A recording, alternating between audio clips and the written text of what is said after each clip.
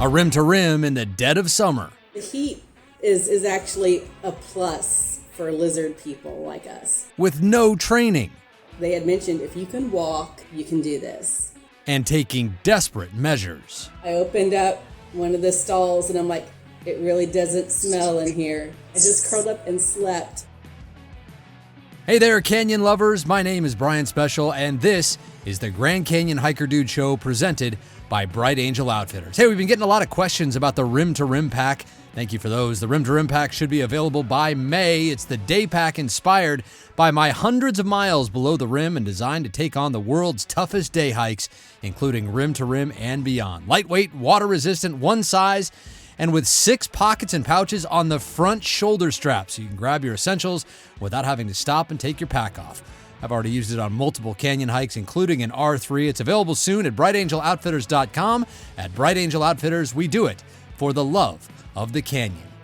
Now on to the show. Another Rim to Rim story filled with all kinds of information and inspiration and some harsh lessons about what to do and perhaps what not to do.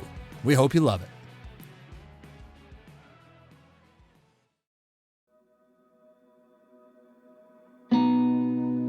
Amy Hedtke didn't lay eyes on the Grand Canyon until she was in her 40s, but it was worth the wait.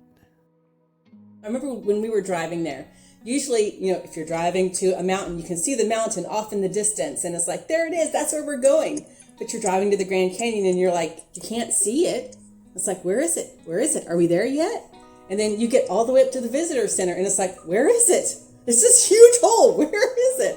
And it's like you're hiking, and it's like, man, it says we're only 0.25 miles from the edge. Where is it? And then you get there, and it's like, boom. And it hits you fast and it hits you hard. I remember looking out there and thinking, this doesn't look real. I mean, it really does like grab your soul and yank you down in there. I want people to go down and try it.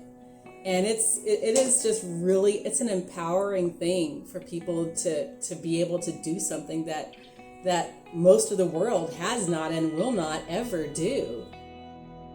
Something else most will never do is plan a rim to rim in August, during the hottest time of the year, when temperatures at the bottom regularly top 110 degrees. But that's exactly what Amy and her hiking partner, Gary Teal, did. The pair work in politics in the Dallas-Fort Worth area, and summer is one of the rare times when election cycles let them get away, which they've now done 3 straight years. We're used to the heat. We like the heat. We like the heat. We hate the cold. We had a cold front come through just this last Friday that got down below 60 and we're freezing. So the heat is actually a plus for lizard people like us. But we also know that we don't want to die of the heat, and we like books, so we've got all these different books and travel guides and finding the Facebook page and the social media stuff and just reading info junkies. You get into politics and primary source documents and you're reading everything. So in August of 2021, Amy and Gary set off on their grand adventure. Amy is a mother of 5 grown children, and one of her sons agreed to be their shuttle driver, as Amy and Gary planned to hike a 2-day south to north rim to rim, from Bright Angel to North Kaibab, with a night at Phantom Ranch. But as mentally prepared as they thought they were, the physical part was another story. Neither one of us trained for this. One of the things that we liked was they had mentioned, if you can walk, you can do this. And we're like, we can walk. It's just one step at a time, right? Yeah, except your quads are totally trashed. So, the most exercise we ever did. I mean, we had hiked Big Bend, hiked Enchanted Rock, stuff like that. But, there is no Grand Canyon in Texas. So we could walk. We were ready. We had done a lot of research and we wanted to not die, And so we had the Death in the Grand Canyon book, and we're reading through it and reading all the warnings. And we had camping gear. We knew what we wanted to do, and we knew how fast we could do it. and how fast we didn't want to try to do it. And we were prepared to flex and just be patient. I mean, by the time we got down to the river, I was pretty exhausted. And we finally got across the river and got to Phantom Ranch at like 4:08, and they had just closed the canteen, and Gary's like, can we please check in? and so we got our cabin and just slept. You know, the meal was great. Got the steak dinner that first day, that first trip. And then we're like, that was a hard trip down, and we got 14 miles to go the next day. I'm like, oh my gosh. And so, you know, they were telling us, oh, just get up early and, you know, get that liter of water in you immediately so you're set. And we took off. Remember, this is August. It's brutally hot.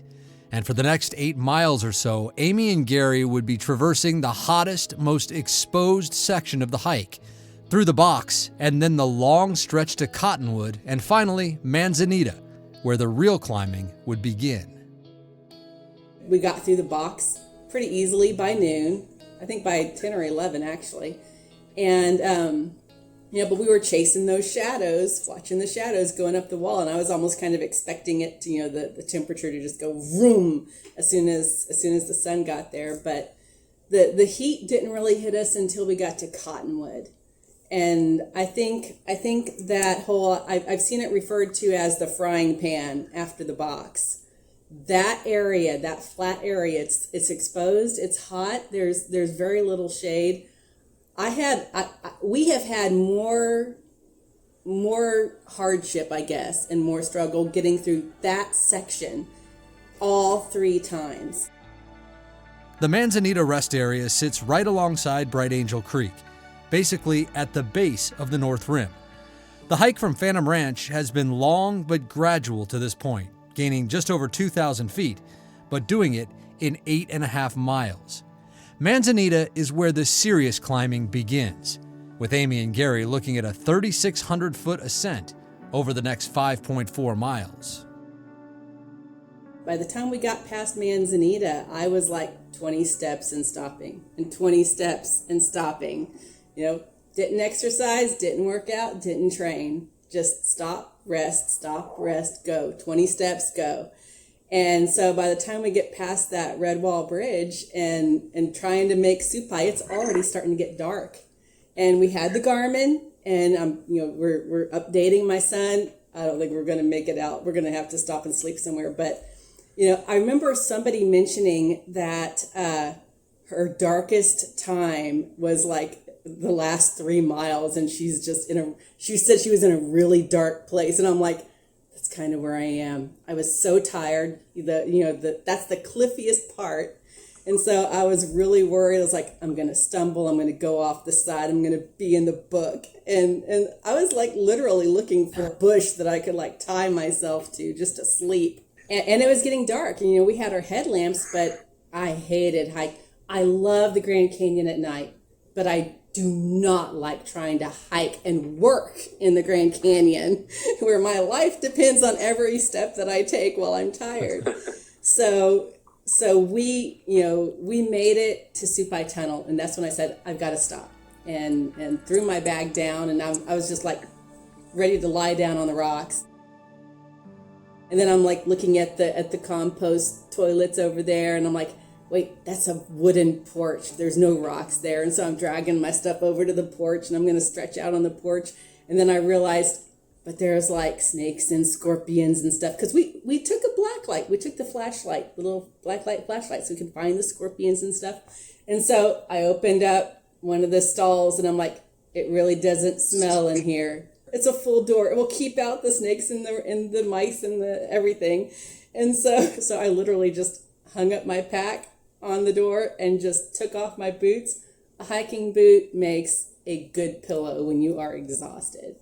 And I did. I just slept. I just curled up and slept until daylight. Just so people know, I mean, we're talking at this point, Supai Tunnel, you're only 1.7 miles from the top, but you were so shot that sleeping in a compost toilet bathroom was more appealing than trying to make it to the top. And way safer. And to be fair, the the Supai Tunnel bathrooms are nowhere near as bad as the ones at Cedar Ridge. Oh my gosh. Little less use. I'm pretty sensitive to smells, so that was probably the only way that worked. We're probably on the way by dawn. You just don't sleep very long on the ground, because we didn't pack for camping. We only packed a day pack for Phantom Ranch. So we were not prepared to camp. But, I had the little emergency blanket, and, being a chilly Texas chick, I was cold. So I opened that sucker that night. But yeah, so we headed out as soon as we could see, because I didn't want to hike in the dark. And we made it out the next day. And so we get to the top, and you're crawling out, and it's like bucket list item checked off. Never doing that again. But here's the thing many of us find out about hiking the Grand Canyon. Never again tends to morph into can't wait to do it again, about the same time the initial soreness and exhaustion wear off. It's that 72-hour rule. Once you're actually able to move, it's like, what if we went the other way? That was kind of rushed. What if we got camping permits and took our time, and so within 3 days we're planning the next trip back. We're not really getting around to thinking about going until after the end of May, and by then it's like, is there anything open? And so we're checking, and sure enough, there's another opening at Phantom Ranch in August. So snagged it. And this time, now that we got the room, because that's where you start, get the room, and then we're like, okay, how much time can we take? And okay, we can get it. Let's camp out. We're going to camp. So then we're putting together, lightweight camping gear, because we knew that we didn't want to do the cowboy camping. We wanted a tent to keep the bugs out and everything. So the itinerary this time was to test our camping gear and acclimate to the elevation on the North Rim, and then spend 2 nights at Cottonwood and check out Ribbon Falls, because that's the other thing. We were so tired and trying to make it to the rim in one day that we did not even try to cross the creek to get to Ribbon Falls, and I really wanted to check that out. And so the second year, that was our goal. Two nights at Cottonwood, and that will give us time to relax, recuperate, because we still didn't work out or train. And so we're going to take it easy. And then we were going to get a night at Phantom Ranch, and then get a night at Bright Angel. Just that hike, rest. So is that what you thought was going to get you through? Because you obviously didn't learn your lesson about training after the first one. So did you think this one was just going to be like, okay, well, we're going to break it into more days, and so it'll be easier this time? So we still won't train? Right? Yeah, it still kicked my butt. But the really sad part is we had arranged, we didn't have my son this time around to move the van, so we used the transportation guys and contracted with a guy to move the van for us. And so we parked at the trailhead and put the ice in our packs, because we figured out that putting ice in your hydration bladder is just fantastic and stays cold a super long time. And we were at the visitor center area, put the ice in, went to the van, had everything loaded up, went to start the engine, and the van was dead. So we couldn't just leave the van at that point. And, NPS ranger jumped the van, but said the nearest place to get another battery is in Kanab, Utah. So we sacrificed our night at Cottonwood and instead drove to Kanab. Got the battery, came back, and slept, and said, well, we'll start down in the morning. Well, neither one of us are really early birds, so we didn't even get on the trail till like 10 o'clock in the morning. So we hiked. We're now on day 2 of our itinerary, so we hiked down to Cottonwood and still kicked our butt. We didn't get to, I was by Manzanita, I was shot. I have figured out that I can do 5 miles in the canyon before I have to stop and just sleep. So hung out at Manzanita and and rested for a bit and trailed into Cottonwood late at night, sore and tired, but we knew that we didn't have to be at Phantom Ranch till the next night. Because of the unplanned detour to Kanab, the side hike to Ribbon Falls was once again scrapped. Instead, Amy and Gary would wake up the next morning and head straight for Phantom Ranch, just over 7 miles away on this north-to-south rim-to-rim in the dead of summer. We had intentionally reserved the stew dinner because it's the later dinner, which would give us an extra hour of wiggle room to get there. So we made it from Cottonwood to Phantom Ranch the next night. I mean, and it was still hiking through the box during the day, and we got the cooling towels, we've got the trekking poles this time. We still had too much food. That's like the free space on the PSAR bingo card.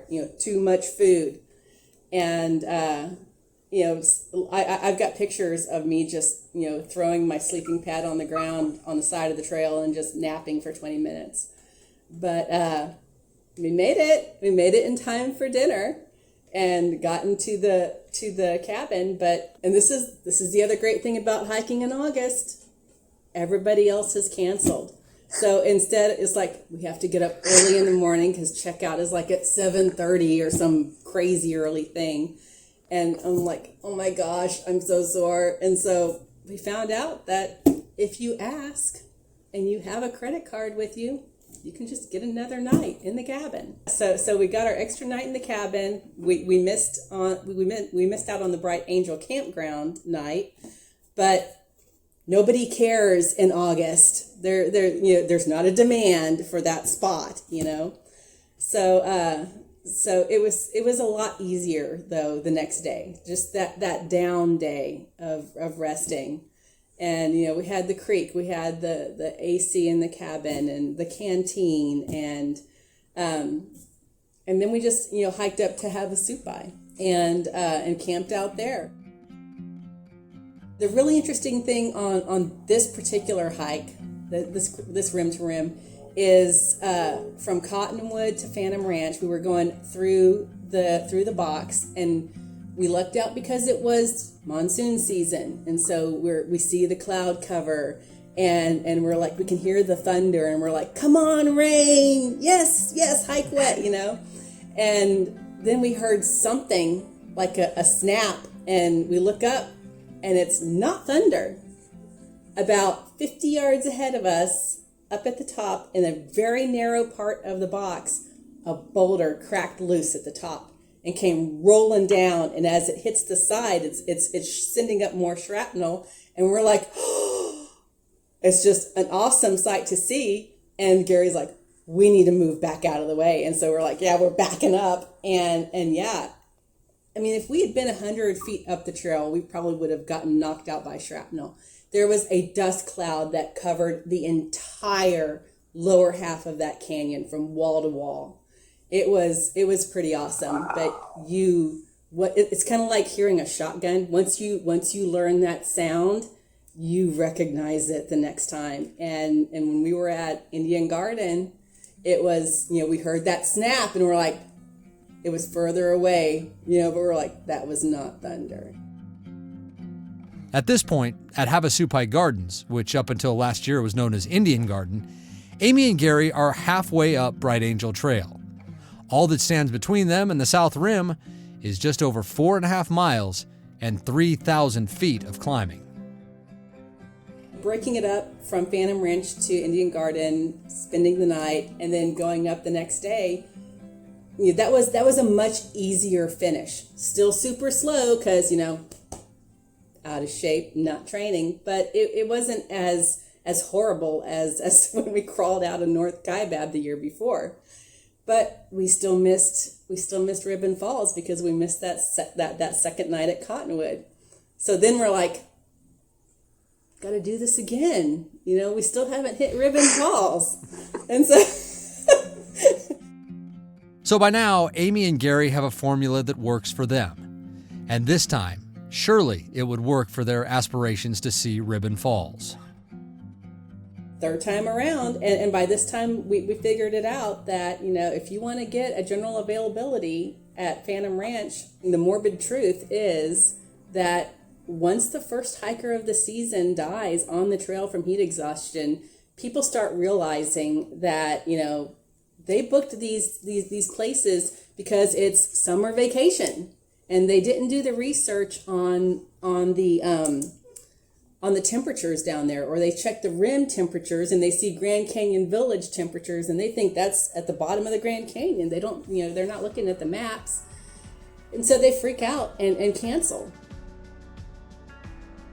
You and Gary did Rim2Rim in August of 21. You did it again in August of 22. Both times untrained. So now here you go again in August of 2023.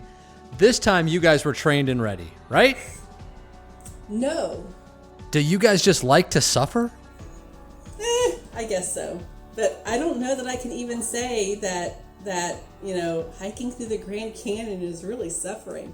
We're obviously proof that you can do the hike and not die, but it is, objectively, hands down, no question whatsoever, you will enjoy the trip a lot better if you're doing some serious hiking. And every time I see people say, is this enough? And I want to say, it's probably plenty, but I don't think you really can overtrain for this hike. I don't see how you could overtrain. The stronger you are, the better off you're going to be, because the heat, we know that a hard hike is tough on the body as it is. And when you add triple digit heats, you are tripling the impact on your body of this kind of hike.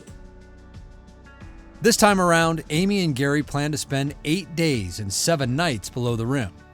It wouldn't be a Rim2Rim. They'd go as far as Cottonwood, where they hope to finally get to take that side trip to Ribbon Falls, and then they turn around. And instead of descending the South Rim via Bright Angel, they'd get their first experience on the majestic South Kaibab Trail. This time, that actually worked really well for us. I knew that I was still going to be wiped out in every 5 miles. So, we hiked down South Kaibab, got to the tip-off, and I was planning to just, sleep in the shelter for, an hour, right? But we got there, and there were a couple of different, there were maybe 5 or 6 people there that were not ready for South Kaibab. Oh my gosh, we get there and we're, taking off our packs, and we had 8 days of food and stuff with us. Holy cow. We were talking to these people and they were noticeably not in good shape. And so we were asking them, do you need food? Do you need water? Do you have electrolytes? And they're like, man, anything you've got would be great. And so we're helping them out. And I gave them a bunch of the water that we had packed because we were making better time than I expected and could afford to dump some water. So gave them some water, and then somebody else, one of the couples took off. They were like, yes, we're feeling much better. And they took off. We gave them all the warnings. And this other couple, they had spent the night before at Bright Angel Campground and went down without realizing how hot it was going to be at the bottom. And they couldn't sleep. They could not sleep because it was so hot. And she was starting to throw up and feel nauseous, and he wouldn't let her get in the creek because he thought it was dangerous. So then their next thing was to go up South Kaibab because it's shorter than Bright Angel. So by the time they got there, I had her, I was dousing her down and had her, lay down flat on the floor and put her feet up on the bench, So, there was still some water in the emergency rain harvest barrel. So I was filtering water. They didn't have a water filter. And if I hadn't had a water filter, that's where we probably would have told them to use the emergency phone to call, and the ranger would have given them the code to get into the emergency box that has a water filter in it. So that's another thing for people to know about, is what the resources are. Yeah, so, we ended up heading down, they headed up, and I had kind of blown my opportunity to just sleep and rest because, not exercising. So by the time we got down to the tunnel at the Black Bridge, right? I was like, I'm stopping. So I just dropped my pack and basically slept in the tunnel for a little bit. Well, you found the one place where there was shade on South Kaibab. Yes. And so, and it was kind of funny because I just got a little bit into the tunnel and just stopped. And so Gary went ahead and he would tell people that, hey, Amy's back at the tunnel. She's not dead, but she's resting. She should be okay. And so I'd be like kicked back, and like a couple of people would come by and they'd say, "You're Amy, right?" And I'm like, "Yes." "You're okay?" "Yes." And I would kind of, as I would wake up, I would move a little bit further down the tunnel and then across the bridge and under, and finally made it back to the cabin.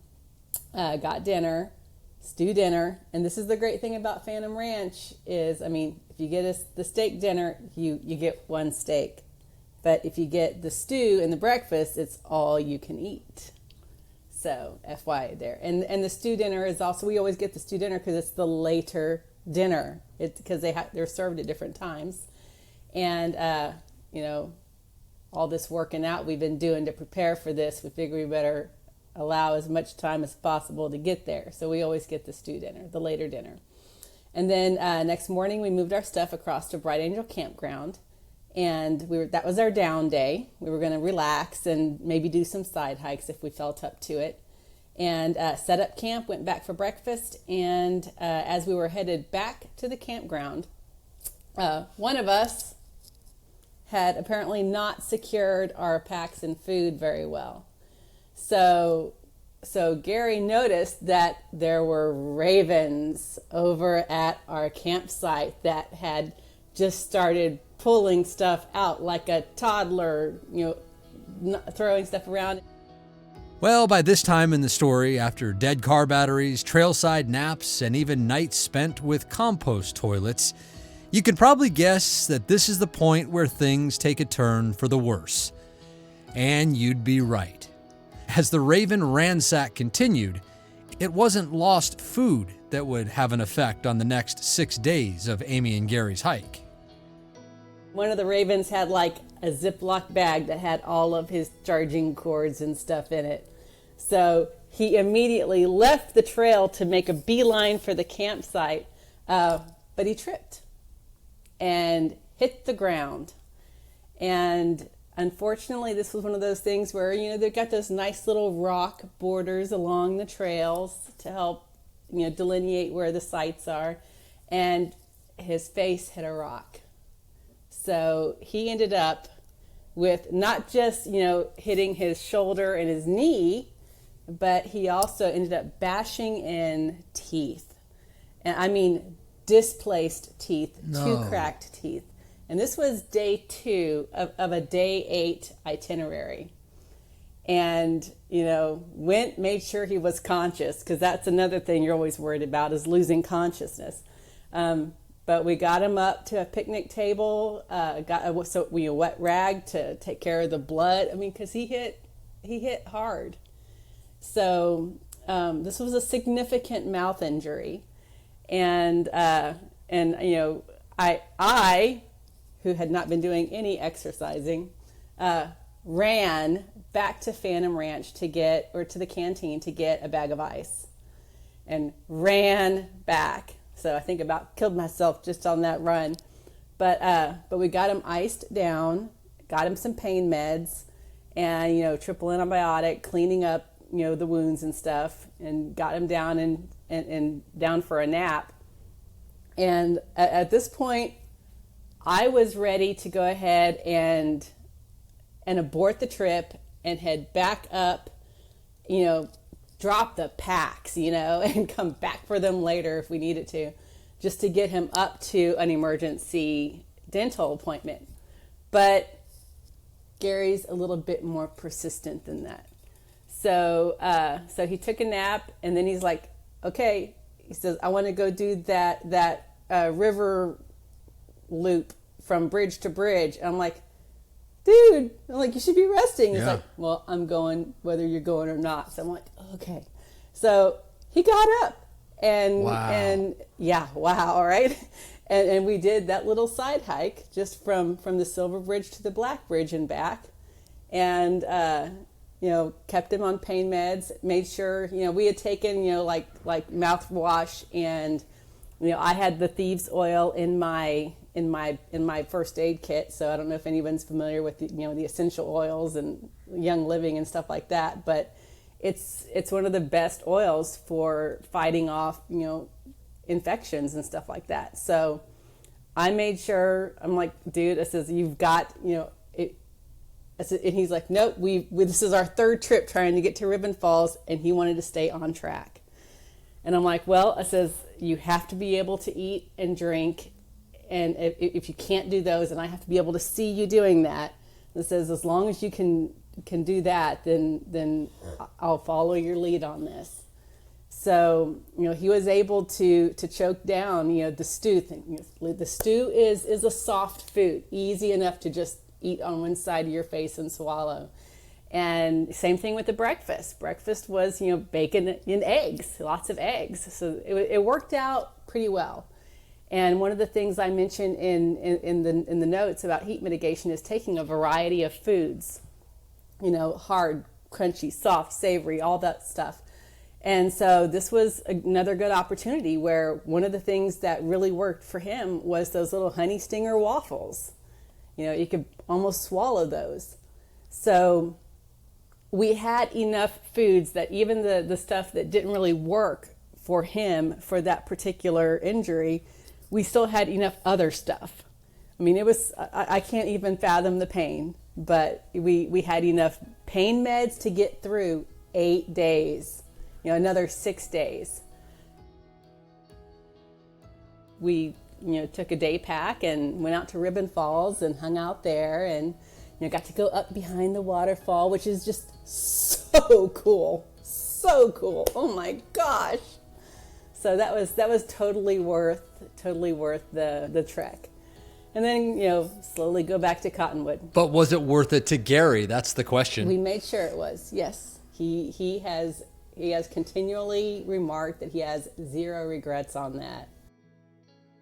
Okay, so I guess the question now is, you've gone 3 straight Augusts to the canyon, major trips, major incidents, it seems, on every trip. So what's next? Now are you done, or are you headed back again? A lot of that just depends on what the schedule and the budget looks like. So I think we're both game to go back.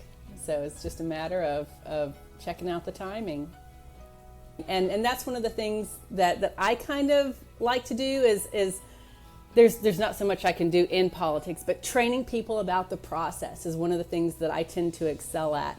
And that's kind of where I am now on the Grand Canyon stuff is, I may not be able to win every election. I might not be able to hike a rim to rim to rim in one day, but we're learning what it takes to get to certain points and to do them effectively and to do them strong. So whether I'm willing to put in the work to train for an easier 4th run at the canyon or not, I can tell people what happens when you don't train, and we can point to the success stories of people who do train.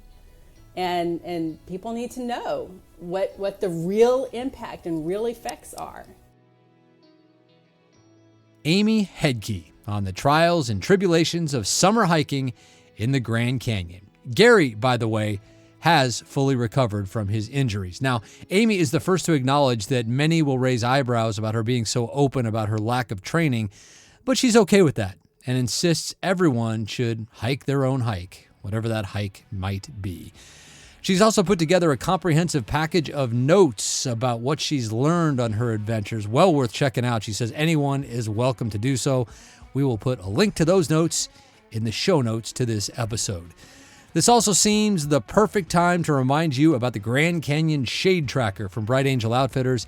It exists for hikes just like this, where you want to avoid direct sun and plan your hikes around available shade. The shade tracker is free, by the way. It lets you enter your route and the date of your hike, and then shows you right down to the minute when and where you will have shade along the way. So take the notorious box, for instance, which is probably the hottest part of a rim-to-rim.